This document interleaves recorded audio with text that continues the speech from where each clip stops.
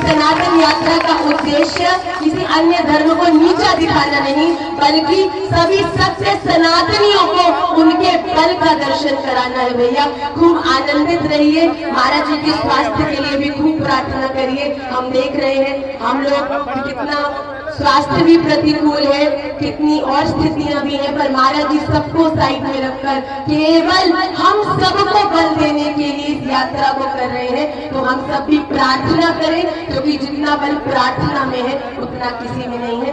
मैं राधा रमन लाल के चरणारविंद में महाराज जी के लिए खूब खूब प्रार्थना करूंगी। महाराज जी के लिए और सभी जो भी संत विराजमान है, मैं सभी के चरणों में दंडवत प्रणाम करके अपनी वाणी को विश्राम करूंगी। विशेषज्ञ ने अंदर हाथ डाला, उसे बाहर निकाल लिया। जैसे ही श्वास आई उसमें तरंग आ गई, वो बड़ा एकदम से जीवित अनुभव करने लगा। उस विशेषज्ञ ने उसे प्यार किया, कुछ खाना खिलाया, उसको खूब देर तक लाड किया और फिर से उसी जल में फेंक दिया। अब वो मूषक तैरने लगा। पहले जो मूषक केवल 10 मिनट तैरने के बाद अपना संबल खो चुका था, वो ही मूषक अब 15 मिनट हो गए, 20 मिनट हो गए, आधा घंटा हो गया। भैया 1 घंटा भी पार हो गया, उस जल में तैरता रहा।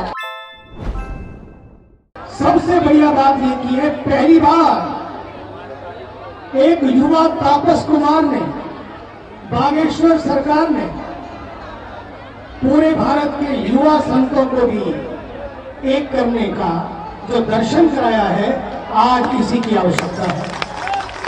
संत मिलते थे, सब मिलते थे, लेकिन कई बार युवा सन्यासी, युवा कथाकार, युवा चिंतन कराने वाले, चिंतन देने वाले कई बार अलग अलग दिशाओं में काम कर रहे थे।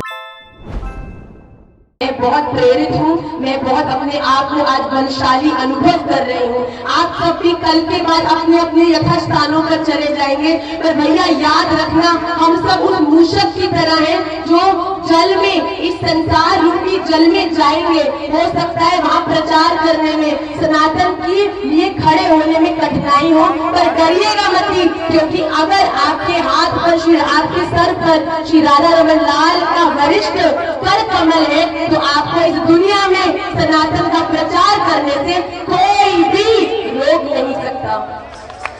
इस सनातन यात्रा का उद्देश्य किसी अन्य धर्म को नीचा दिखाना नहीं, बल्कि सभी सत्य सनातनियों को उनके बल का दर्शन कराना है। भैया खूब आनंदित रहिए, महाराज जी के स्वास्थ्य के लिए भी खूब जो बड़ी प्रसन्नता है, आज भारत के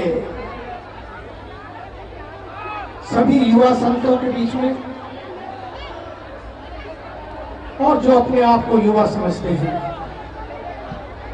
उन सब के बीच में बैठकर इस युवा भारत को युवा बनाए रखने के लिए ये सनातन यात्रा है। जितने भी लोग हैं, सभी लोग धक्का ना दें एक दूसरे को। अब ये धक्का देने का समय नहीं है भैया, अब ये समय आया है जब एक दूसरे के साथ रहकर इस यात्रा को आगे